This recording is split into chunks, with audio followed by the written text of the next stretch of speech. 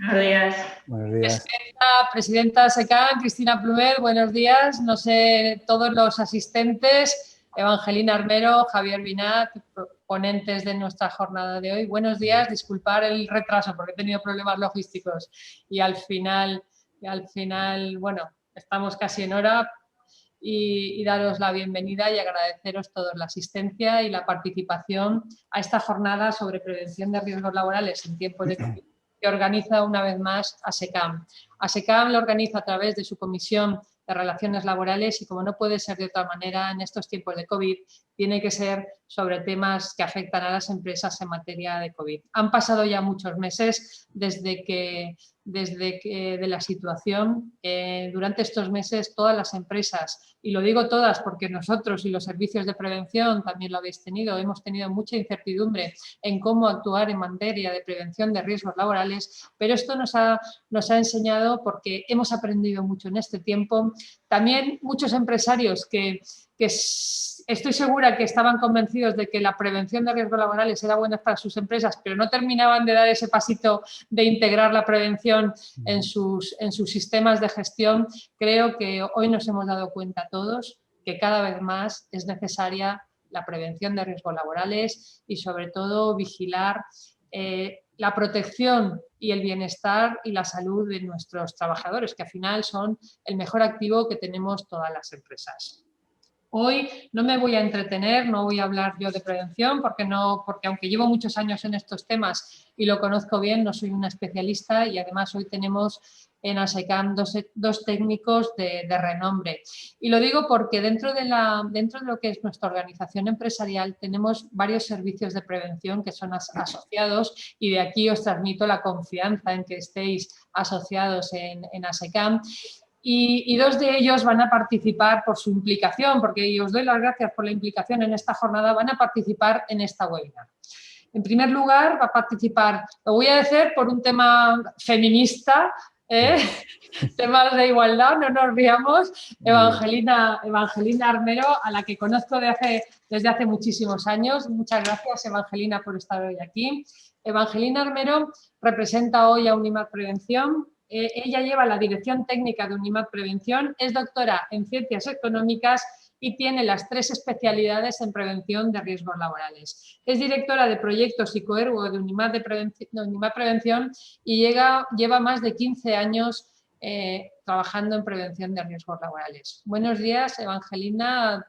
Tienes entre 10 y 15 minutos para hacer tu exposición, y luego ya, cuando acabemos la exposición de Javier Binat, que vendrá a continuación, que luego lo presentaré, ya empezaremos con las preguntas. Pues hola. Hola, buenos días a todos. Muchas gracias por estar ahí. Creo que sí, que tal y como ha indicado María Ángeles, la pandemia nos ha afectado a todos de forma directa y al 100%, sin exagerar. Y evidentemente los servicios de prevención hemos sido uno de los sectores que nos ha dado de lleno. Nos ha dado de lleno ya no tanto como un sector que nos ha afectado directamente, sino por el trabajo que nos ha implicado para apoyar y asesorar a nuestros clientes, que sois vosotros, ¿de acuerdo? Entonces, para nosotros ha sido un esfuerzo, ha sido un trabajo titánico, creo que para todos los SPAs. Es cierto que esta situación, que en líneas generales pues es negativa y ha sido muy negativa también por las muertes que se ha llevado por delante, pero sí que a los servicios de prevención nos ha puesto en alza y nos ha puesto un poco en el lugar que no teníamos en lo que es la sociedad, pero sí que nos ha puesto de cara al público con un papel importante. Un papel importante que desde Unimat Prevención hemos intentado hacer con la mayor disposición y servicio a nuestros clientes, intentando atenderles, no quiero exagerar, las 24 horas del día, pero sí con una vocación de ayuda y de estar a su lado. Porque hemos pasado un tiempo muy importante de confusión, en el que eran diferentes normativas, diferentes indicaciones, pues ahora es esto, ahora es lo otro. La confusión ha sido enorme, tanto para las empresas como para nosotros. Nos hemos tenido que hacer un esfuerzo titánico para podernos leer toda la normativa, intentar interpretarla, porque una cosa es cuando se dictaba, otra cosa era la interpretación que hacíamos cada uno de nosotros. Javier estará de acuerdo conmigo que cuando cada uno leía su parte, luego la poníamos en común, no opinábamos lo mismo. No ha habido demasiada claridad durante este tiempo. También es verdad que ha sido una pandemia que ha pillado por sorpresa y que poco sabía en general la sociedad de cómo actuar y de cómo afrontarla. Es cierto que desde Unimad Prevención, como nos conocéis muchos de vosotros, pues bueno, somos un servicio de prevención ajeno, que tenemos muchos años de experiencia en el sector, que tenemos oficinas a nivel nacional y también hemos podido observar cómo la pandemia ha funcionado o cómo ha tocado en diferentes ciudades dentro de lo que es el panorama nacional. Sí que hay un punto en común, que ha sido la importancia y la relevancia y la ayuda que han necesitado las empresas. En un primer momento era la pregunta más importante o quizá la que con mayor frecuencia se nos ha hecho: ¿qué tengo que hacer? Cuando se cerraron todos los sectores, salvo los esenciales, y luego ya empezamos a abrir, ¿qué tengo que hacer? ¿Qué medidas tengo que adoptar? Porque sí, yo he contratado la prevención, tengo aquí mi evaluación de riesgos, tengo aquí mi plan de prevención, pero aquí no me dice nada de la pandemia, ¿vale? No me dice nada de las medidas que tengo que adoptar. Lógico, no existía. Entonces, durante el periodo de confinamiento sí que hemos entregado a las empresas evaluaciones donde se ha detectado el riesgo COVID en los 3 niveles, en los diferentes escenarios que se nos planteaban. Esos escenarios eran cambiantes, los hemos ido actualizando y eso ha sido, creo que, fundamental, tanto para la empresa como para nosotros como servicio de prevención. Luego también un punto importante que tuvimos que tocar era el de los trabajadores vulnerables. Entonces yo me tengo que incorporar, no me puedo incorporar. Se nos presentaban diferentes escenarios de trabajadores que no se podían incorporar por su patología, pero se querían incorporar. Trabajadores que evidentemente un efecto de la pandemia ha sido el miedo. Es decir, es un miedo ir a trabajar. Yo, que no tengo ninguna característica de trabajador vulnerable, pero yo tengo que incorporarme, ¿qué obligación tengo? Pues bueno, así ha sido un trabajo conjunto del departamento técnico junto con el departamento de vigilancia de la salud, que sí que tengo que decir que desde Unimad Prevención durante la pandemia han estado presencial y se centraron en diferentes centros de trabajo y ven a atender empresas, a poder solucionarles las dudas.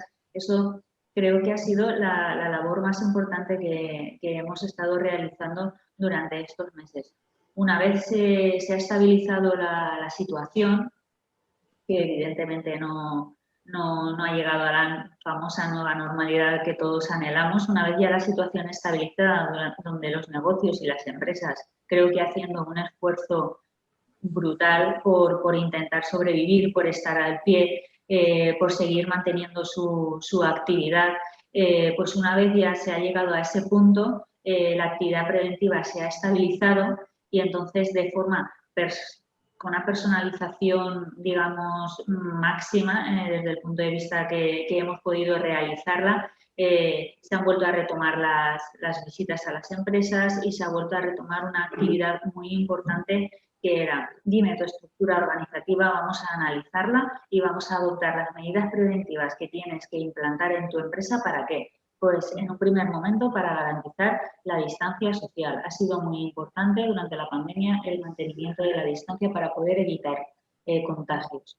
Pues entonces han sido medidas que evidentemente una evaluación de riesgos anterior no había contemplado y que se tiene que contemplar in situ. ¿In situ dónde? Pues en un documento que salió, que todas las empresas lo tienen que tener, que es el plan de contingencia y de continuidad.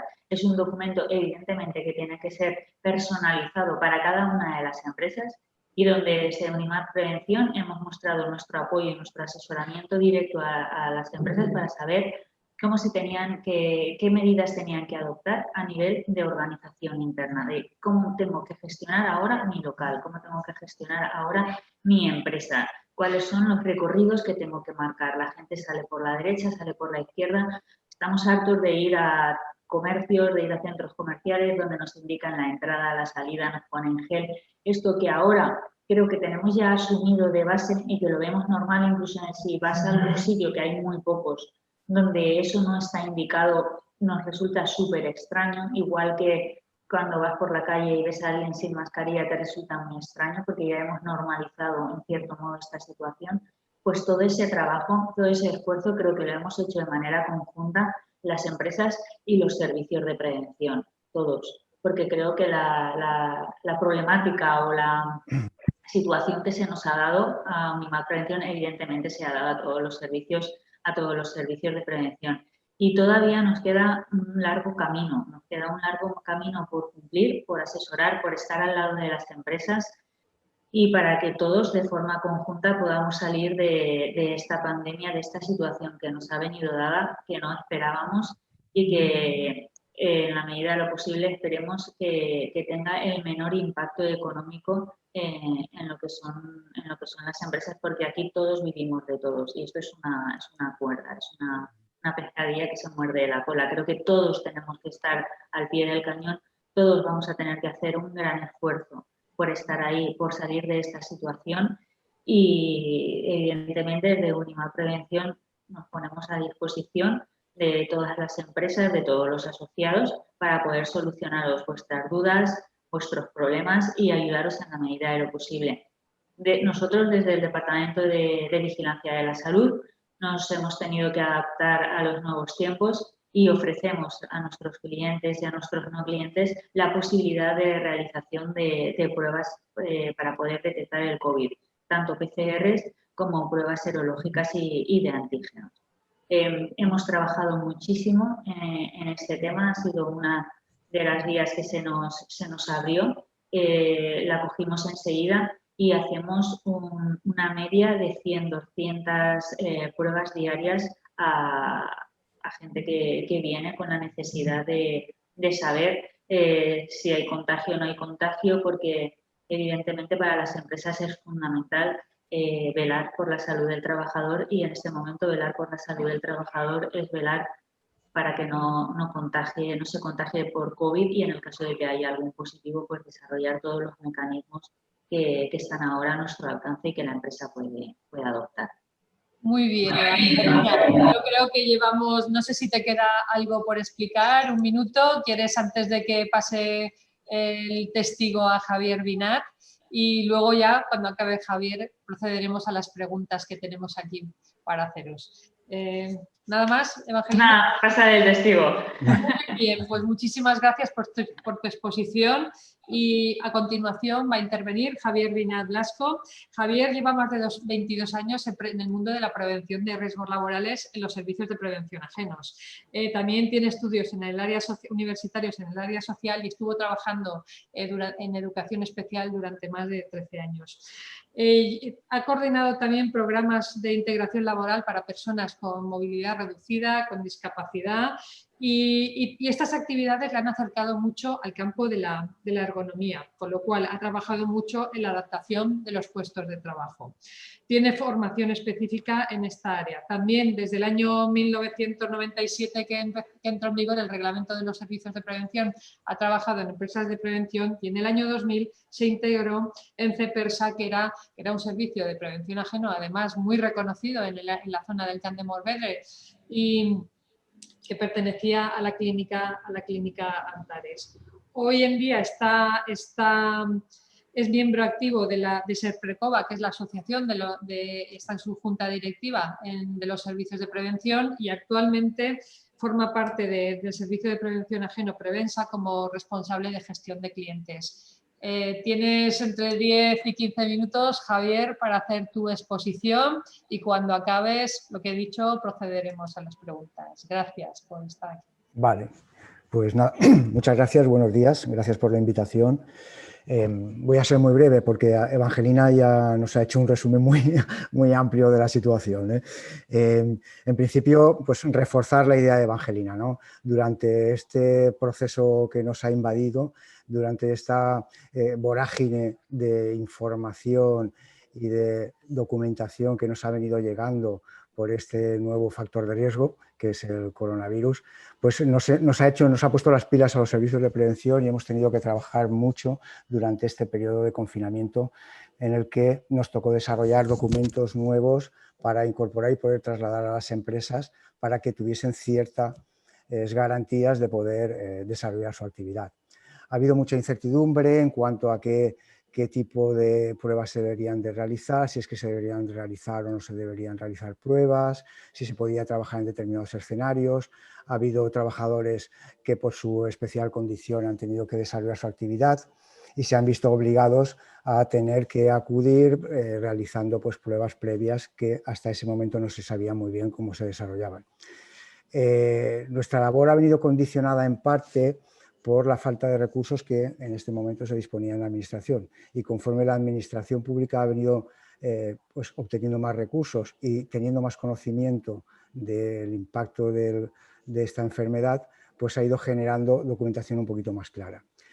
Es evidente que nosotros hemos desarrollado multitud de documentos que hemos enviado a las empresas y que probablemente las hemos saturado, porque muchos nos decían, ¿cuál es el documento que me sirve? ¿Qué es lo que tengo que hacer realmente?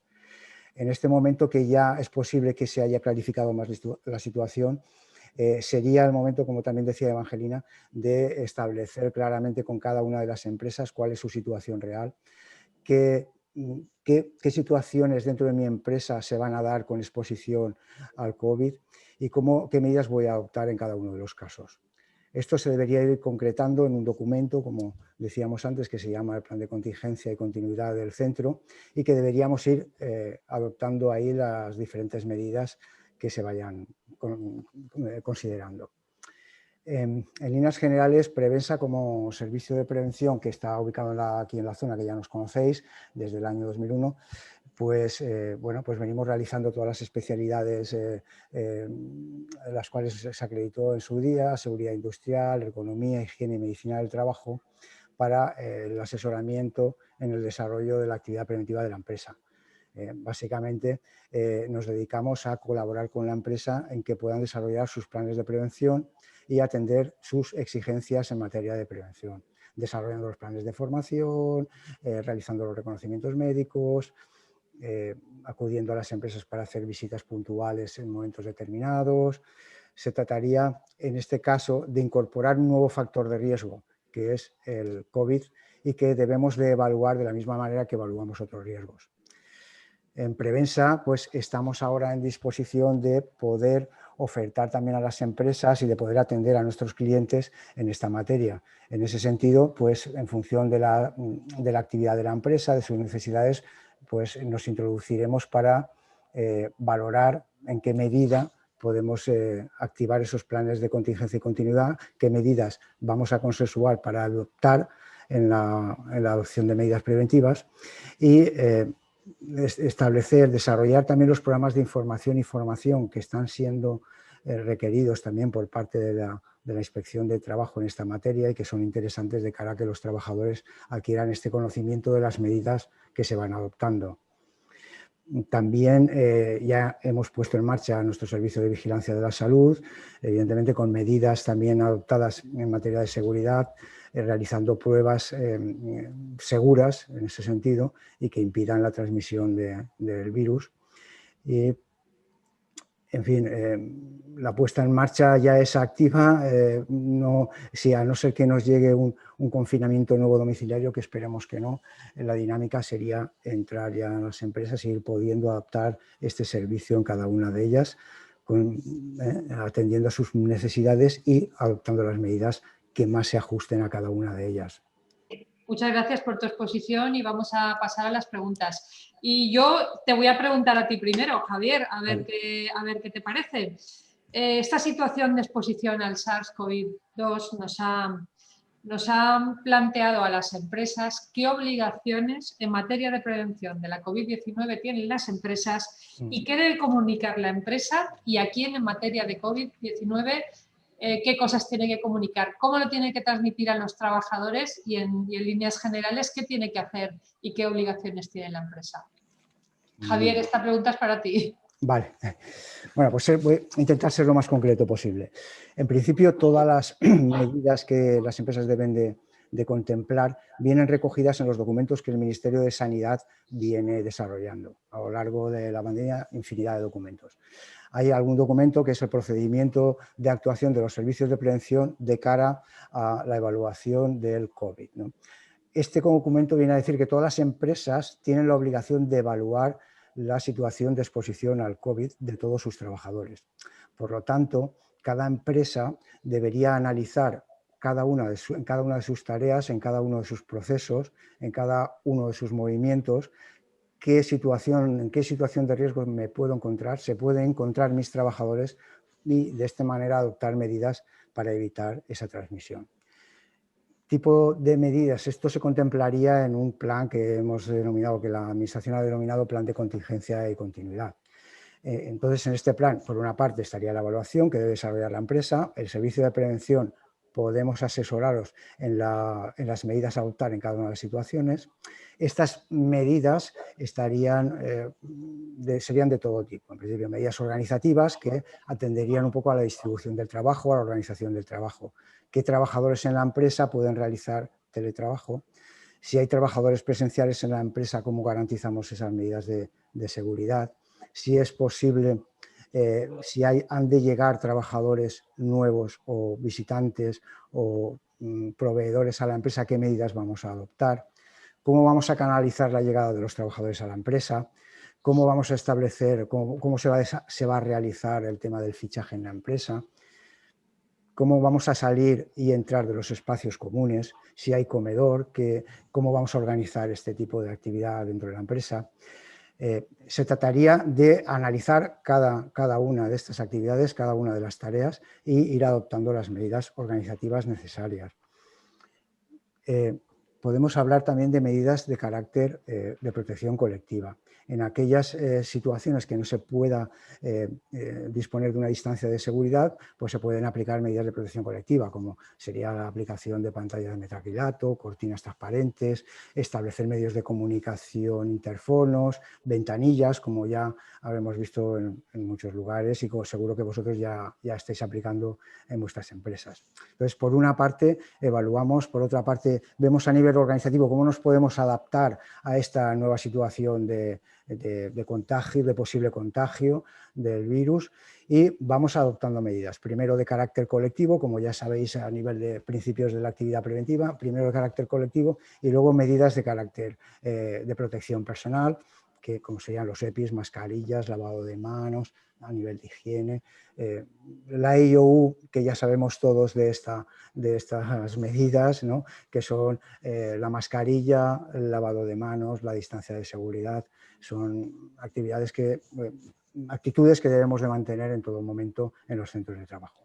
Otra de las cuestiones importantes que la empresa debe de adoptar en colaboración con el servicio de prevención, especialmente con el área médica del servicio de prevención, con el área sanitaria del servicio de prevención, es la determinación de los trabajadores o la identificación de los trabajadores especialmente sensibles y su evaluación, ¿vale? Sabemos que hay trabajadores, o se han visto que hay trabajadores especialmente sensibles o más sensibles a la exposición al COVID, como pues, por ejemplo trabajadores con enfermedades cardiovasculares, pues, de tipo pulmonar, obesidad mórbida, mayores de 60 años, trabajadores embarazadas. Hay diferentes patologías que resultan más sensibles a la exposición al virus y que el servicio de prevención, el servicio médico, el servicio de prevención debe evaluar para valorar en qué situación quedarían estos trabajadores. Se puede adaptar el puesto de trabajo, se pueden incluir, puede seguir con su trabajo adoptando medidas más importantes, se puede cambiar de puesto de trabajo o no hay posibilidad de que permanezca en el puesto de trabajo y se orienta a un confinamiento domiciliario, ¿no? Que también sería posible. Entonces, por una parte, tenemos que evaluar, por otra parte, tenemos que ir adoptando las medidas que tenemos que ir organizando, por otra parte, tenemos que identificar los trabajadores especialmente sensibles, importante en nuestra empresa, en colaboración con el servicio de prevención, y tenemos que desarrollar actividades formativas e informativas, como tú decías antes, en el sentido de que los trabajadores pues, sepan qué medidas de prevención deben de adoptar frente a la exposición al COVID y informativas también de todas las situaciones que se están adoptando, incluso pues, disponiendo de cartelería o información que como en casi todos los centros de trabajo ya existen, ¿no? Pase por aquí, salga por aquí, lávate las manos, ponte la mascarilla, que son identificaciones fundamentales. Así pues, evaluación, medidas preventivas, medidas organizativas, medidas de protección colectiva, medidas de protección individual, trabajadores especialmente sensibles y colaboración en la detección de casos. En este momento ya estamos en esa fase y entonces estamos colaborando con la Administración en la colaboración, en la identificación de estos casos. Las empresas nos comunican la posibilidad de que haya casos dentro de trabajadores, pues casos que han tenido un contacto estrecho, o algún caso confirmado, y que nosotros a partir de esta información realizamos el seguimiento, el rastreo para estos casos. Para finalizar, simplemente recordar que la Inspección de Trabajo sí que está también actuando en este sentido, ¿vale? Entonces, sí que ya tenemos requerimientos por parte de algunas empresas de la Inspección de Trabajo, con lo cual no quiere decir nada porque las empresas sí que estáis adoptando medidas y estáis haciendo cosas, pero sí que es, en concreto, en este momento la Inspección de Trabajo está realizando una campaña dirigida a las empresas hortofrutícolas, donde se está solicitando la implantación de las medidas, qué planes han adoptado la implantación de medidas, tanto en el transporte de los trabajadores como las actividades en el campo, como en los centros de almacenamiento. Y les está exigiendo, el requerimiento que se está exigiendo, pues es eso, la evaluación de esas situaciones y las medidas que se están adoptando. También hay algún requerimiento en empresas ordinarias, vamos, no de este sector, en otros sectores, en la misma línea. Evaluación, medidas a adoptar, protecciones colectivas, individuales, y una de las cuestiones que se me ha olvidado es el tema de la limpieza y los planes de limpieza, que también es conveniente su desarrollo y también su exigencia, ¿no? Vale, disculpa. Muy bien, muchas gracias, Javier. La siguiente pregunta es para Evangelina y va encaminado al tema de qué tiene que hacer una empresa cuando un trabajador dice que tiene síntomas. Lo aísla, se va a casa, viene a las mutuas. Que os puedo decir que durante esta pandemia, todos estos meses, he tenido muchísimas preguntas de empresarios que no sabían qué hacer cuando un trabajador presentaba síntomas, no sabía si le habían dicho que tenía que venir a la mutua, etcétera. Eso por un lado. Por otro lado, si tiene contactos estrechos, ¿cuándo se considera un brote dentro de una empresa o dentro de un brote social? Eso también nos está afectando mucho.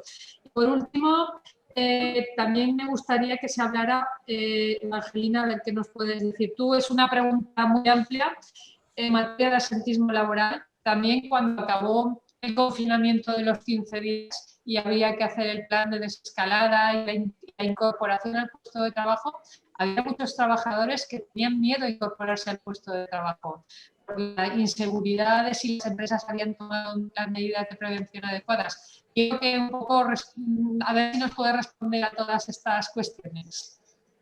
Vale. Bueno, es cierto que hemos tenido un exceso de información que nos hacía estar desinformados, pero no solamente a las empresas, también en ocasiones a nosotros. Entonces, sí que hemos hecho, creo que todos, un esfuerzo para clarificar las cosas. Yo en ocasiones puedo pecar un poco no de simple, pero de decir las cosas que realmente son importantes para que llegue el mensaje importante, porque si decimos muchas cosas sobre un tema, al final el mensaje no llega. Entonces, tengo un trabajador que presenta síntomas. Evidentemente, no sé si tiene COVID o no tiene COVID y lo tengo en mi empresa. ¿Qué tengo que hacer? Bueno, en primer lugar, hay que aislarlo de la plantilla. Se le aísla de los demás y se le pone una mascarilla quirúrgica en el caso de que no use mascarilla. ¿De acuerdo? Entonces, en el momento ya lo tenemos así, lo que hay que hacer es llamar o bien al centro de salud o a salud pública, en el cual se comunica que tienes un trabajador con síntomas. Y ya directamente es desde salud pública los que se ponen en contacto con el trabajador para, dentro del periodo, le harán las preguntas correspondientes sobre desde cuántos días piensa que tiene esos síntomas, qué actividades ha realizado, etcétera, etcétera, y en función de eso le darán una cita para hacerse una PCR. Es así de sencillo. En realidad es algo que es lineal, es muy sencillo, pero sí que ha tenido problemas de logística, porque el centro de salud, hasta que nos atendían a la llamada, costaba mucho tiempo, mucho tiempo también para darnos la cita de PCR. Y eso ha sido muy variable en función del centro de salud que te corresponde y en función de la localidad en la que te encuentres y mucho más de la ciudad en la que tú te encuentres. Ha sido muy variable porque estamos en una situación actual en la que cada comunidad lo ha ejercido de una manera diferente y ha establecido procedimientos y protocolos diferentes. La Comunidad Valenciana es así, hay que llamar a Salud Pública, ellos te dan tu cita y entonces lo que tienes es que irte a casa. Evidentemente, en primer lugar en el puesto de trabajo aislarte, irte a casa y mantenerte aislado hasta que vayan a tu casa, o que normalmente es lo que estaban haciendo, o bien te citen en el centro de salud correspondiente para hacerte la prueba PCR. Y la empresa a partir de ahí ya no tiene que hacer nada más hasta que no se le comunique el resultado de la PCR de ese trabajador.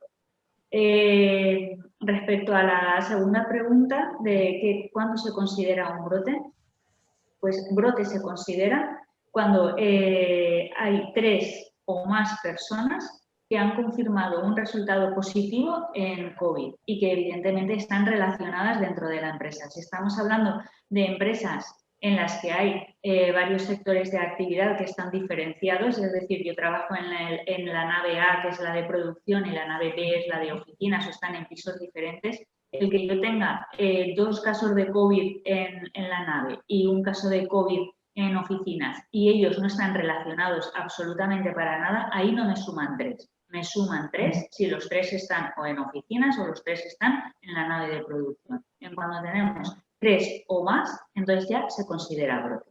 ¿De acuerdo? Yo creo que eso sí que es importante establecerlo así para que se tenga claro.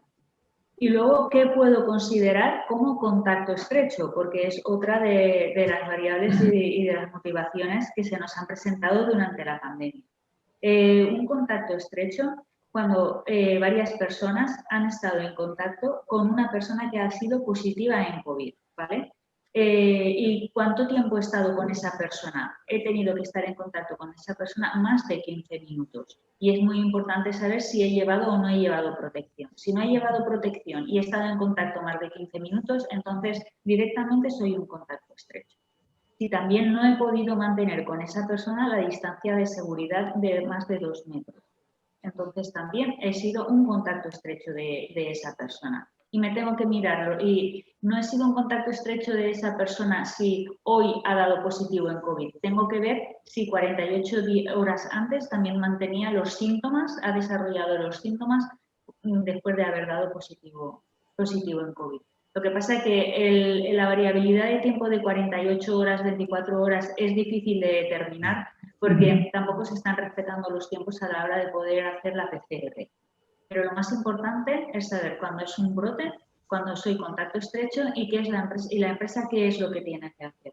Y luego ya desde Salud Pública se activan los sistemas de rastreo del contacto estrecho de esa persona. Evidentemente, si el contacto se ha producido en el entorno laboral, la empresa es más reducido y cuando es en el entorno personal o privado de la persona, pues normalmente son sistemas de rastreos pues más amplios. De ahí que las medidas que se están adoptando que van todas de la mano de reducirnos las reuniones sociales a 6 personas, cierres perimetrales, etcétera, etcétera.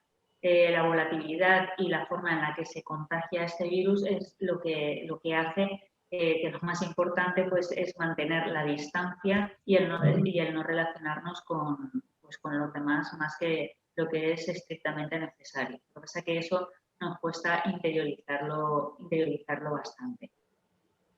Respecto a la pregunta del miedo, en cierto modo, a la hora de volver al trabajo, es verdad que se nos han dado situaciones diferentes. Como todos sabemos, desde el punto de vista de prevención, pues tenemos las disciplinas de seguridad, de higiene, de ergonomía y de psicosociología. Es cierto que la disciplina de psicosociología es la que más cuesta interiorizar dentro de lo que es el ámbito empresarial. Pero ahora se ha puesto muy de manifiesto, o se ha puesto encima de la mesa por las diferentes sensaciones que la población trabajadora ha manifestado respecto al COVID.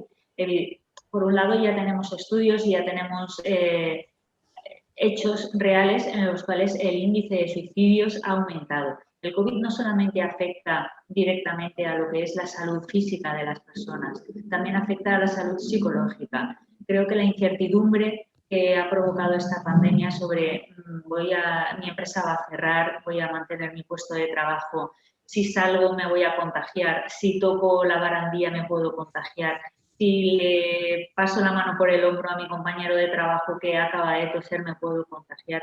Todo eso ha generado mucha volatilidad en lo que es la estabilidad emocional de las personas. Y sí que todavía quizá no estemos, para ser prevencionistas y aplicar la prevención de forma segura y de manual, nos tendríamos que adelantar a esas situaciones. Es cierto que ahora estamos todavía con el plan de contingencia y con las medidas organizativas, porque ha sido una situación muy volátil e inesperada. Pero sí que es cierto que esta situación de tensión en las personas está originando un absentismo laboral. Muchas veces se está confundiendo con otro tipo de patologías y entonces llega un momento que lo mezclamos todos. Pero sí que hay estudios y ya tenemos datos fehacientes que el COVID está provocando un absentismo laboral por temas psicológicos, que es el miedo a enfrentarme a mis compañeros. No quiero relacionarme con las personas, no quiero estar cerca de nadie. En ocasiones, sobre todo se ha dado mucho a los trabajadores de la administración, los trabajadores del SEPE para tramitar todo este tipo de ERTES, etcétera, etcétera. Tenían realmente pánico a que la gente se les acercara. Hay que valorar que ellos están expuestos durante todo su tiempo de trabajo continuamente a personas que se te acercan, además personas alteradas, que el riesgo de contagio ahí es elevado. Evidentemente, lo mismo ha ocurrido en los supermercados. Ha habido actividades esenciales, como es la de la alimentación, en la que la exposición del trabajador ha sido 100% o 1000 por 1000, como podamos verlo. Y evidentemente se han generado núcleos y se han generado personas que no tenían ninguna anomalía, por decirlo de ninguna incapacidad física para acudir a su puesto de trabajo y realizar su trabajo, pero evidentemente la tenían psicológica y que es un problema que ha repercutido directamente en la empresa. Y es una de las cuestiones que tenemos que valorar. Esta situación también se nos ha dado en colegios. En los colegios ha habido muchísima incertidumbre sobre si vamos a abrir las aulas a los alumnos, no la vamos a abrir, qué medidas vamos a adoptar, etcétera, etcétera. Entonces, el profesorado pues también se ha visto inmerso en esa situación y también ha habido unos índices de absentismo relevantes. Entonces, estos son unos escenarios, unos planteamientos que como empresa nos tenemos que hacer y que también tenemos que abordar para prestarle al trabajador y proporcionarle las condiciones seguras para el desarrollo de su trabajo. Yo sí que me gustaría hacer hincapié en lo que nos indica la disposición final duodécima del Real Decreto 26/2020, en lo que dice que las obligaciones del empleador, porque me gusta remarcar porque sus obligaciones respecto al COVID son bastante sencillas de poder llevar a la práctica. Es garantizar la ventilación del espacio de trabajo. Hay que garantizar la ventilación, eso es fundamental. Disponer que los trabajadores dispongan de agua, de jabón, de geles hidroalcohólicos, de desinfectantes, ponerlo a disposición del trabajador y que evidentemente hagan uso de ello. El garantizar en todo momento el mantenimiento de la distancia de seguridad y si no se puede garantizar, proporcionar al trabajador los EPIs necesarios para que esté protegido. Y, en la medida de lo posible, evitar la coincidencia masiva de trabajadores en el centro de trabajo. Por eso se han reducido los aforos. Eso es fundamental. Esos son los 4 puntos fundamentales que el empresario, el empleador, se tiene que grabar a fuego para garantizar condiciones de seguridad a sus trabajadores. Eso es realmente importante. Y luego, remarcando y afianzando lo que antes ha comentado Javier, es fundamental formar e informar a los trabajadores sobre COVID. ¿Vale? Ellos deben tener una formación en COVID y deben estar informados de las medidas que se han adoptado en el centro sobre COVID. Y, evidentemente, el desarrollo de un plan de continuidad y de contingencia. tampoco hay que agobiarse por ese plan. Ese plan puede mantener o puede contener unas medidas organizativas básicas, sencillas, pero que las debemos de implantar y las debemos de dar a conocer a nuestros trabajadores. Creo que con esas medidas tenemos solucionado gran parte de las obligaciones que tenemos que adoptar en materia preventiva. Muy bien, muchísimas gracias, Magdalena. A continuación le quería preguntar a Javier sobre las condiciones de las prestaciones de IT, de incapacidad temporal, porque eso ha creado muchísima confusión y lo digo porque yo, que en este acto represento a SECAN como presidenta de la comisión, pero además represento a Unión de Mutuas, que somos una mutua, y aquí nos hemos visto también con dudas, no, porque lo tenemos bastante claro, pero las empresas sí que no saben exactamente la incapacidad temporal por un COVID, cómo se corresponde a enfermedad común, quién hace la baja médica, cuánto tiempo tiene que durar, la cuarentena, cuánto tiempo tiene que pasar, lo que hemos hablado ya de contacto estrecho, porque antes lo ha comentado Evangelina, el confinamiento, llamar al Servicio Público de Salud, pero sabemos que los teléfonos de los ambulatorios de atención primaria han estado colapsados. La página web ha estado colapsada.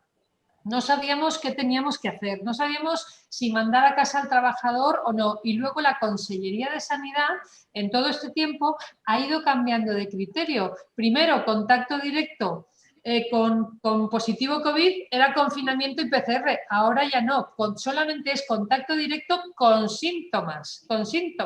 Con lo cual, y además dentro de la misma Comunidad Valenciana, una cosa era lo que pasa en la ciudad de Valencia, por ejemplo, y otra cosa en pueblos más pequeños que al mínimo contacto directo ya te están haciendo la PCR. Con lo cual, hay un poco de lío en todos estos temas que me gustaría preguntarle a Javier si nos lo puede aclarar, y luego también si se considera la COVID-19 enfermedad profesional.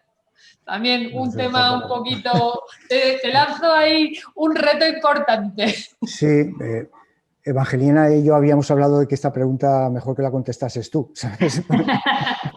Pues eso me acabáis de pillar, si acaso ahora al final hablamos de ello. Tú amplías un poquito, vale, yo puedo decir un poco lo que... Vale, ahora hablamos...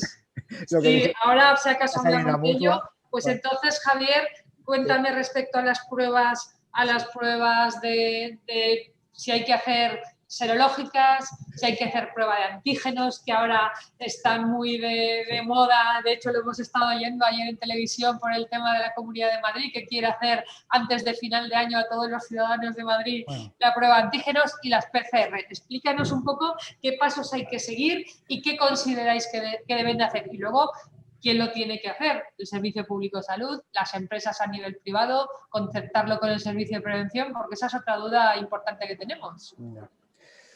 Vale, bueno, respecto de lo anterior, luego si quieres enlazamos con lo otro, ¿no? Con el tema de la IT lo comentamos entre todos. Además tenemos una pregunta también que nos quieren hacer desde Thyssen y también me gustaría que nos diera tiempo a hablar, aunque sea brevemente, del trabajo a distancia. A mí no me gusta hablar de teletrabajo ahora ya, pero el trabajo en remoto que hemos tenido que realizar. Perfecto.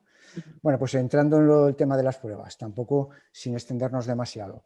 En principio, cada trabajador o la persona que tenga síntomas se debe realizar una prueba de diagnóstico de la infección activa, las PDIAs que se llaman en este momento, pruebas de identificación, pruebas de diagnóstico de identificación de la infección activa. En este momento, básicamente hay dos pruebas de diagnóstico, que son la PCR y el antígeno. Hay que tener en cuenta, antes de hablar un poquito de estas dos pruebas, los conceptos que baraja, que son la sensibilidad y la especificidad. Si las pruebas tienen mucha sensibilidad y mucha especificidad, estamos hablando de pruebas con una fiabilidad muy grande. Entonces, en este momento, la prueba que más sensibilidad y especificidad tiene es la PCR y es la que se está utilizando con carácter genérico para la identificación de la enfermedad, ¿vale? Es la prueba, digamos, excelente, OK, que se está desarrollando, pero como también ha tenido problemas en su momento de suficientes recursos para toda la población, pues han habido los problemas que han habido. La otra prueba que se está desarrollando, que se está aplicando para la identificación de la enfermedad es la prueba, los test antígenos, los test de tipo antígeno. Estos test, que son más rápidos, son más económicos, se tienen un resultado en 15 minutos, lo que ocurre es que tienen una menor sensibilidad, si bien su especificidad es alta siempre y cuando se realicen durante los primeros 5 días del desarrollo de la infección. Estamos pues ante una prueba rápida, obtenemos el resultado en 15 minutos, es con un resultado muy bueno si se realiza durante los primeros 5 días y nos permite pues, un diagnóstico bastante claro. Tanto la especificidad como la sensibilidad lo que nos evitan es el realizar o el que dispongamos, o sea, que nos dé como resultados muchos falsos negativos o muchos falsos positivos. Entonces debemos de buscar pruebas con mucha especificidad, pues bueno, que se acerquen al 100% de la especificidad y al 100% de la sensibilidad. Estas dos pruebas son las dos pruebas básicas de diagnóstico. Las dos se realizan por la vía, en este momento se están realizando por vía nasofaríngea o orofaríngea, con el hisopo que se introduce y se obtiene, ha de ser un tratamiento de la prueba muy exquisito, de manera que no se pueda contaminar. Los falsos negativos que a veces pueden aparecer es por una mala técnica o una mala praxis en la manipulación de estas pruebas, en el transporte incluso en la mala etiquetación de la prueba, que también puede ocurrir. Entonces, la PCR tiene todas esas garantías, salvo que algún error de este tipo pudiese ocurrir. La prueba de antígeno pues también se realiza por vía nasofaríngea, es un hisopo diferente y ya hemos dicho que su sensibilidad es menor, pero si se realiza dentro de los 5 primeros días tiene una validez muy amplia, en torno al 99%, y entonces nos sirve para realizar un cribado rápido de la situación de diagnóstico de enfermedad en los trabajadores o en la población que estemos atendiendo. Eso en cuanto a las pruebas de diagnóstico. Por otra parte, estaría... Javier, solo una cosa, que en lo que son la prueba de antígenos, sí. En el caso de salir un positivo, pues se diagnostica a la gente como positivo en COVID, pero si sale negativo, para confirmar ese negativo, sería recomendable hacer la PCR. Correcto. Sí, muy bien. Esto es por lo que comentábamos antes de la menor sensibilidad de esta prueba. Como es una prueba menor sensible, puede dar pie a obtener pues más falsos negativos y entonces poder...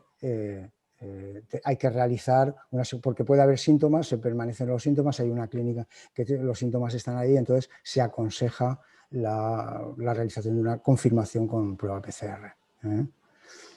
Muy bien, bueno, pues... Quedaría el test serológico, que también ha habido un momento de esta pandemia donde lo que parece que se estaba haciendo eran más los test serológicos que las pruebas de diagnóstico. El test serológico que habéis oído hablar, se hace en sangre se hace una muestra de extracción en sangre de la vena y lo que nos da es una cuantificación de los anticuerpos que el organismo está generando sobre el virus, ¿no? sobre el coronavirus. Entonces, en las pruebas serológicas nos dan dos valores, ¿no? Los anticuerpos IgM, que se llaman, y los anticuerpos que lo habéis oído hablar, y los IgG, ¿no?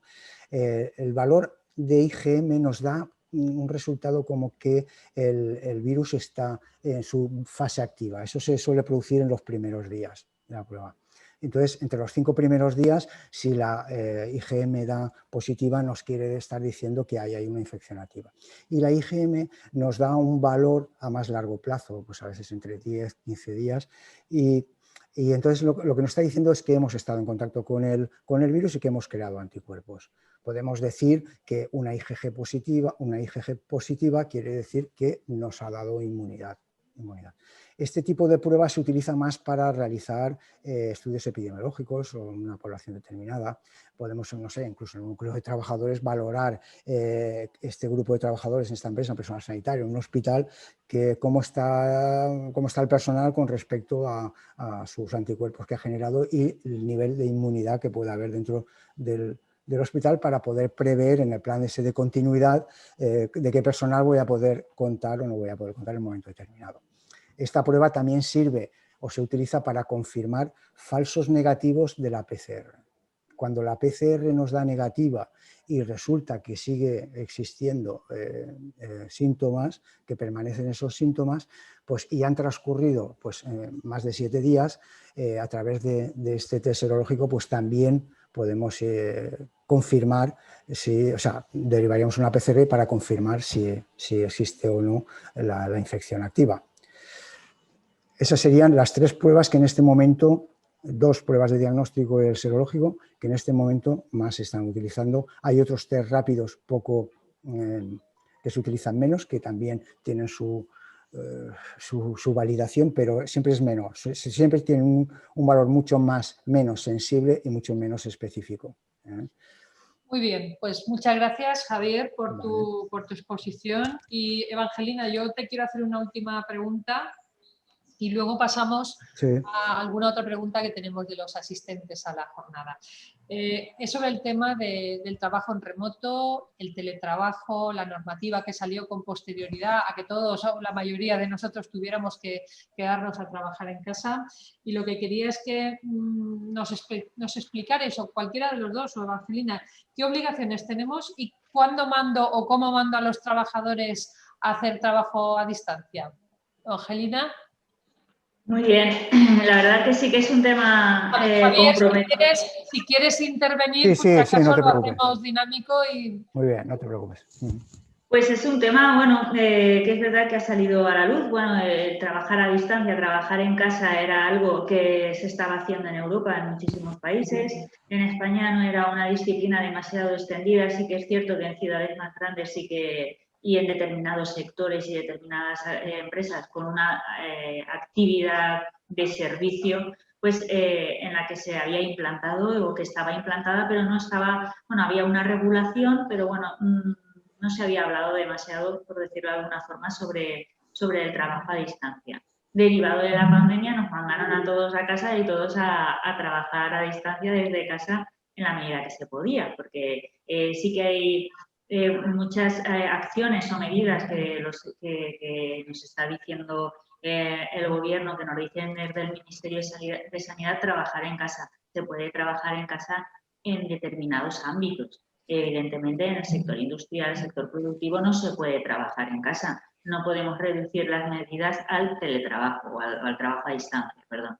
Entonces sí que ha habido una ley, se ha regulado y como concepto fundamental que creo que hay que extraer de la ley que entró en vigor es, a día de hoy, si yo envío a la gente a trabajar a casa, no motivado por la pandemia, sino porque ahora he cambiado mi estructura organizativa, he visto los beneficios que puede tener que la gente esté en casa, yo tengo que acordar qué tiempo de trabajo va a estar en casa, porque el trabajar un día a la semana en casa no quiere decir que yo esté trabajando a distancia, sino eso es una flexibilidad que me proporciona la empresa porque la hemos acordado y es así.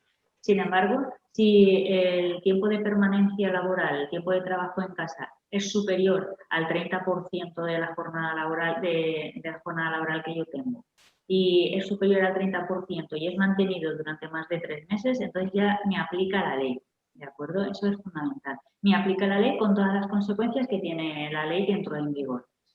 Y si yo tengo que enviar a los trabajadores a trabajar a casa motivado por la pandemia, porque no me queda otro remedio y es motivado por la pandemia, pero yo no quiero estandarizar esta forma de trabajar, porque cuando acabe la pandemia vendrán al centro de trabajo, no aplica la ley que entró en vigor. Eso sí que creo que es un matiz importante y que debemos tener en cuenta. Y al final, según la regulación anterior, porque si no me aplica por motivo de pandemia me tengo que remitir a la regulación anterior, el empleador sí que me tiene que disponer de los medios, pero todavía no la compensación económica por estar yo en casa. Sin embargo, si aplica la ley actual, sí que me tiene que compensar gastos de consumo, si me tiene que adaptar, me tiene que proporcionar todos los medios necesarios para que yo esté trabajando en casa. Y evidentemente la obligación viene determinada por el acuerdo entre la empresa, la representación sindical, los representantes de los trabajadores y por el trabajador. Creo que esos son uno de los matices más importantes que tenemos que tener en cuenta a la hora de poder mandar a gente a teletrabajar o bien adoptar esta medida como algo que se va a perpetuar en el tiempo. Ha cambiado mi forma de organizarme como empresa y ahora voy a mandar determinado departamento porque me interesa, porque lo he acordado con ellos, a trabajar el trabajo a distancia, hacerlo desde casa. Entonces, luego ya tiene otra serie de implicaciones, como son estudios psicosociales, como son protocolos de acoso, etcétera, etcétera, que sí que vienen regulados en la ley que entró en vigor pues hace aproximadamente un mes. ¿Qué día entró en vigor? ¿Qué fecha entró en vigor? Yo lo tengo que estar en el Real Decreto de 28 del 2020, en octubre. Muy bien, muchas gracias, Evangelina. Bueno, a continuación, creo que desde Thyssen tienen alguna pregunta que realizar. No sé quién es la persona, porque aquí tengo a dos personas inscritas de Thyssen, a Reme Bonet y a Vicente Sánchez. ¿Queríais hacer alguna pregunta? Sí, buenos días. ¿Me escucháis? Sí, te escuchamos perfectamente, Vicente. Buenos días, soy Vicente Sánchez Bermejo. Primero, muchas gracias por convocar este webinar tan interesante y gracias también a Evangelina y a Javier por las explicaciones que tenemos hasta ahora. Bueno, planteo muy rápidamente mi pregunta, realmente son dos. La primera, nosotros hemos pensado hacer, bueno, dentro de toda esta confusión que hay últimamente, y porque empiezan a haber, pues eso, contactos estrechos, es decir, un poco una cierta confusión y sobre todo también, pues eso, ampliado por el miedo que se está generando. Habíamos planteado la posibilidad de hacer pues una ronda de test voluntarios entre nuestro personal. Y aquí me gustaría saber si hay alguna metodología que podamos decir que sea más efectiva. Pues, por ejemplo, no sé, ofrecerles hacer test de antígenos y a lo mejor dentro de 2 semanas, por esta duración que decimos que tiene la vigencia de estos test, pues a lo mejor hacer serológicos o una combinación, no lo sé, o volver a hacer antígenos. En fin, no sé si hay algo que preventivamente podamos aplicar, alguna sistemática, de manera que ya que vamos a hacer test preventivos o vamos a ofrecer esa posibilidad, pues que, digamos, sea lo más efectivo posible y tenga sentido hacerlo. Esa sería un poco mi primera pregunta. La segunda pregunta es también muy rápida. Estamos viendo que están, que personas que son positivas a las 10 días, si ya no muestran síntomas, pues normalmente los servicios médicos les están dando el alta, ¿no? Aunque vuelvan a dar positivo. Entonces esto está generando una cierta, pues otra vez, una cierta desconfianza, miedo. Quisiera, si es posible, que dierais un poco, que nos ilustrarais un poco sobre este tema, si es seguro, cómo lo podemos transmitir al personal, que es seguro que estas personas se reincorporen otra vez al trabajo. En fin, pues nada, esas serían las dos preguntas. Muchas gracias. ¿Quién contesta la pregunta? Si quieres, ¿Javier? contesto yo, Vicente. Perfecto. Vale, Vicente, en relación con el tema que planteas a nivel preventivo de realización de pruebas, es evidente que ahora en muchas de las empresas sí que se están recogiendo todos los casos estrechos de algún confirmado que de carácter social ha aparecido y se produce dentro de la empresa y os inquieta esa situación. Cuando hablamos de este tipo de test, estamos hablando de test puntuales que nos van a dar una fotografía de ese momento de la situación de contagio, de la infección activa del COVID. Entonces, eso tiene que ser un valor a tener en cuenta. Si yo realizo estas pruebas, estamos hablando de los antígenos, si estamos hablando de la prueba antígeno, que el resultado lo tengo pronto y es relativamente económico, pues voy a tener una evidencia de la situación fotográfica de ese momento, de cómo está la infección activa en los trabajadores de mi empresa. Tendría que estar repitiendo este tipo de prueba casi periódicamente para saber esta situación, para saber si quiero tener confianza, ¿no?, con este resultado. Por otra parte, si yo lo que quiero es tener un estudio más profundo epidemiológico relacionado con la posibilidad de haber generado anticuerpos suficientes en la empresa y haber generado, pues realizaría la prueba serológica, ¿no? Sería a lo mejor lo más lo más adecuado. Saber cómo está mi población de trabajadores con respecto a la respuesta contra el virus. Y en ese sentido, cuántos trabajadores o qué población tengo inmune dentro de mi centro de trabajo. Eso me va a dar lugar a adoptar a lo mejor determinadas medidas, profundizar en las que ya tengo o actuar con más riesgo o incluso, pues bueno, actuar con más tranquilidad. En principio, las pruebas se están utilizando como diagnóstico, tanto la PCR como el antígeno. Y esta prueba, la de la prueba serológica, pues es la que tendría quizás mayor sentido para lo que estás planteando. Las pruebas las podría contratar la empresa y se pueden desarrollar, no habría ningún problema en esto. Contesto... Sí, sobre la segunda pregunta que has planteado, es cierto que un positivo en COVID está 10 días en casa y ahora esto sí que es verdad que han cambiado la forma de actuar desde salud pública, que no le repiten la prueba. Es verdad y entiendo que eso crea incertidumbre y crea desconfianza. Entonces, más que por un sentido prevencionista en sí mismo, sino por un sentido de confianza al trabajador y a la propia empresa, pues sí que sería recomendable el hacerle una prueba para poder determinar en el estado en el que se encuentra esa persona, que en ese momento, evidentemente, no aplicaría un test serológico porque ya sabemos que ha pasado la enfermedad, y luego ya elegir entre un antígeno o una PCR, pues en un primer momento podíamos optar por el test de antígeno.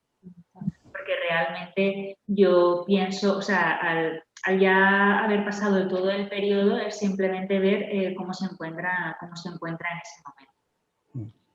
Gracias. Simplemente por apuntar, en eso que acabas de comentar, Angelina, le podríamos hacer o se podría hacer ese test, pero lo que entiendo yo es que aunque saliera positivo, no le darían la baja. Quiero decir, estaríamos en la misma situación. Simplemente sería informativo, pero en principio, con lo cual entiendo que, bueno, pues tenemos que confiar en el protocolo, ¿no? Y que, pues, que tendrá una capacidad de contagio muy baja, ¿no? Exactamente. Al final es el protocolo que ha definido el Ministerio de Sanidad. Es verdad que los han ido cambiando. De hecho, ahora está ahí en el aire que a lo mejor ya no van a ser 10 días, que van a ser 7 días. En parte, los protocolos del Ministerio de Sanidad creo que también van un poco inducidos por cómo va la evolución de la actividad económica. Entonces eran 14 días, han pasado a 10 y ahora probablemente vayan a pasar a 7, aunque todavía eso está en fase de estudio. Creo que lo quieren implantar primero en Inglaterra, en Reino Unido, para ver un poco cómo funciona. Pero sí, creo que tenemos que confiar, evidentemente, también cuando hacen esos protocolos tienen millones de variables y millones de cosas que han estudiado previamente. Entonces, pues hay que confiar que esa persona, a pesar de seguir dando positivo, no es transmisor de la enfermedad. Sí. Ahí igual sería interesante también, Vicente, el desarrollo de la prueba serológica para controlar el tema que comentábamos antes de la IgG, ¿no? de los anticuerpos IgG, que ese valor sí que puede darnos a entender que esta persona podría ocurrir en qué situación está a nivel de anticuerpos, ¿no? Entonces ahí nos podría dar una información también interesante de cara al trabajador, y también en el sentido de que esa enfermedad ya ha dejado de ser contagiosa. Independientemente de que dé positivo, nos diría pues, que probablemente ya no contagia. No sé, por lo que comentaba Evangelina también, de dar tranquilidad al trabajador, que en este caso es una cosa importante, ¿no? Muy bien, muchas gracias a los dos por la intervención y a Vicente por la pregunta. A través del chat tenemos una pregunta de Julián de Sagás sobre la fecha de entrada en vigor del Real Decreto 28 de 2020, que fue publicado en el Boletín Oficial del Estado el día 23 de septiembre, y en su disposición adicional cuarta, que es sobre la entrada en vigor, dice que entrará en vigor a los 20 días de su publicación en el Boletín Oficial del Estado. Esperaros porque lo tengo aquí delante, sin perjuicio de lo establecido en la disposición adicional séptima. Y también dice que, no obstante, las disposiciones adicionales tercera, cuarta, quinta y sexta y la disposición transitoria cuarta, así como las finales cuarta, quinta, octava, que habría que leerlo en el Boletín Oficial del Estado, novena, décima y undécima y duodécima, entrarán en vigor el mismo día de su publicación. Si no hay ninguna pregunta, yo creo que estamos más o menos en hora, porque habíamos previsto un poco más de una hora de duración de esta jornada. Yo quería daros las gracias a todos los asistentes por participar en esta jornada. Quería dar las gracias especialmente a Evangelina y a Javier por vuestra exposición. Creo que ha sido muy clara. Espero que nos haya ayudado a todos. Ha quedado pendiente el tema de la IT. Voy a ser muy breve en explicar el tema de la IT. La incapacidad temporal en el caso de COVID está asociada a la contingencia profesional. Pero eso no significa, siempre y cuando esté diagnosticado como COVID, pero esté diagnosticado como COVID con PCR. Pero eso no significa que seamos las mutuas, nuestros médicos, los facultados para dar las bajas y las altas médicas. La ley estableció, y el Ministerio de Sanidad lo estableció así, que serían solamente los médicos de los servicios públicos de salud, es decir, los médicos de cabecera, los médicos de atención primaria. Y el asimilado al accidente de trabajo es porque el descuento del pago delegado se hace de las cotizaciones por accidente de trabajo que realizan las empresas. Por lo tanto, si está diagnosticado y lleva el código y la baja médica la establece el médico de atención primaria, y además tiene que llevar el código que se ha establecido para el COVID. Creo que eso está bastante claro. No sé si tenéis alguna duda. Y en cuanto al de si es ¿cuándo se determina si es enfermedad profesional o no? Ese es un tema más peliagudo, porque hay que demostrar que el contagio ha sido en el entorno de trabajo, y eso incluso en la sanidad pública se está poniendo en cuestión. Entonces yo aquí la verdad es que no podría responder de una manera muy clara, y estamos pendientes de que sea la propia salud pública la que lo determine. Sabéis que las mutuas se activa cuando un trabajador va al médico de atención primaria y le empieza a preguntar, a indagar un poco cómo se ha producido una lesión. Si considera el médico de atención primaria que esa lesión puede ser a consecuencia del trabajo, activa lo que se llama SISBEL, que es el Sistema de Detección de Enfermedades Profesionales, que va a salud pública, y salud pública nos requiere a las mutuas para que lo pongamos en estudio. Y a partir de determinada información que solicitamos a las empresas a través de unos cuestionarios, nuestros médicos valoran si es enfermedad profesional o no. Entonces, este tema aún lo tenemos un poco no sé. No lo tendría que hablar con alguno de nuestros médicos para que ellos nos dijeran con más claridad el tema, pero aún está un poco en el aire cómo se va a determinar. Aquí tenemos de Geocivil una pregunta final: el tema que se tenga que hacer adhesiones al Plan de Seguridad y Salud de las Obras con el tema del COVID, ¿hasta qué punto es asumible? ¿Cómo es la pregunta? ¿Quién contesta? ¿Cómo? Repite la pregunta, repite. Lo tenéis en el chat, ¿lo veis?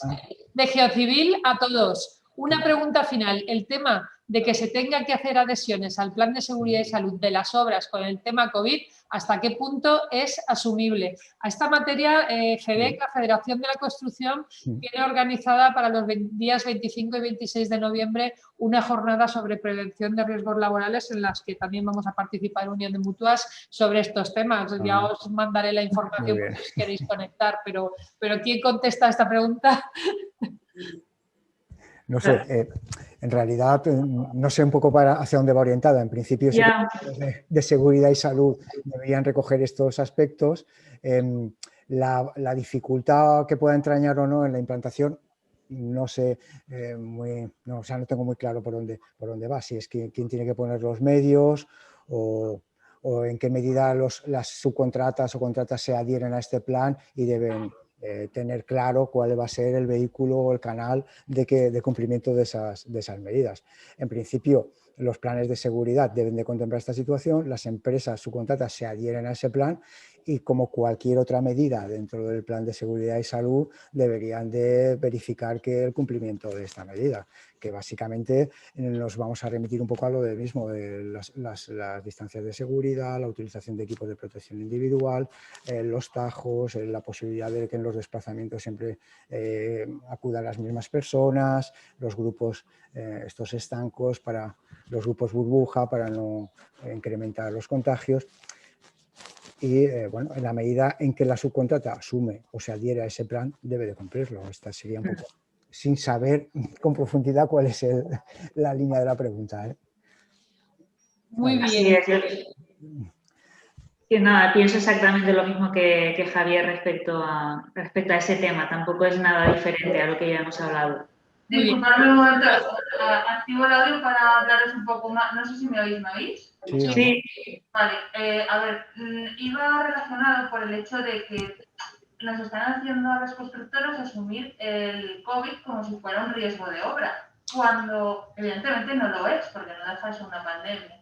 Entonces, el hecho de que tengamos que hacer una adhesión al plan con protocolos COVID o incluso los nuevos planes ya llevar protocolos COVID incluidos como si fuera un riesgo de obra, no sé hasta qué punto deberíamos aceptar o asumir ese mandato, porque además es que nos han llegado requerimientos de que se tiene que asumir así, pero al final no es un riesgo de obra, no es se me va a caer una persona porque yo no he puesto medidas protectoras.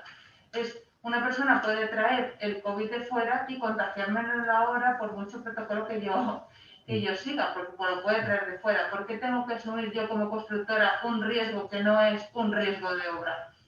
Esa era la pregunta. Ya. Bueno, en realidad se puede contestar ya, ¿no?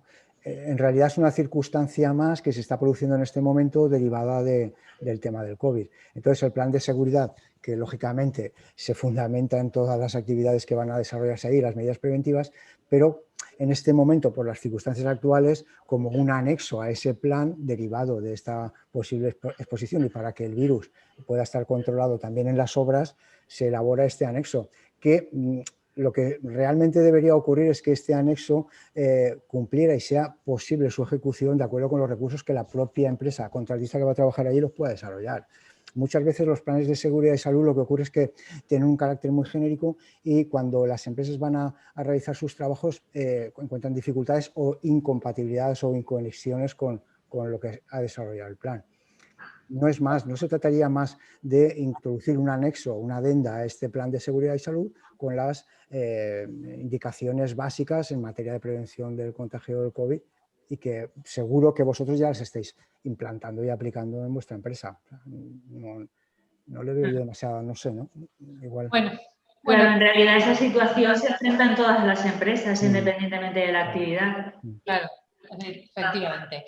Bueno, Víctor González de Nunsis en el chat pone que hay una sentencia sobre el tema que estábamos comentando, que no recordaba el cuál es. Yo lo miraré con nuestro departamento jurídico porque seguro que la tenemos y la facilitaré a través de ASECAM para que la podamos tener.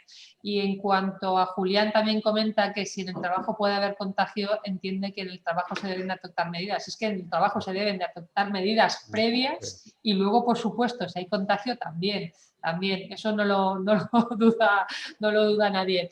Bueno, yo si no tenemos ninguna pregunta más, si lo tenemos todo bastante claro, de todas formas os emplazo a seguir teniendo webinars de este tipo, pero sobre todo quería darle paso a nuestra presidenta Cristina Plumet, que creo que ha asistido a toda esta exposición y que clausure ella el acto. Yo desde aquí daros gracias a todos por vuestra asistencia y por vuestra exposición y le paso el testigo a nuestra presidenta. Cristina, adelante. Bueno, muchas gracias. La verdad es que ha sido muy interesante. Dar las gracias a Javier, Angelina y por supuesto a María Ángeles. La verdad es que este webinar lo teníamos en mente desde hace mucho tiempo y por fin se ha realizado. Y como dice María Ángeles, deberíamos de hacer muchos más porque son muchas las dudas. Yo creo que podríamos estar toda la mañana preguntando dudas. Yo he tomado muchas notas porque es verdad que como va cambiando la normativa, como en todo, las medidas del COVID que están cambiando continuamente, las empresas tienen dudas y bueno, es un gusto que las contesten expertos como vosotros estáis al día de todas las novedades. Y bueno, pues muchas gracias y esperamos hacer otro muy pronto. Gracias a todos. Gracias, Cristina.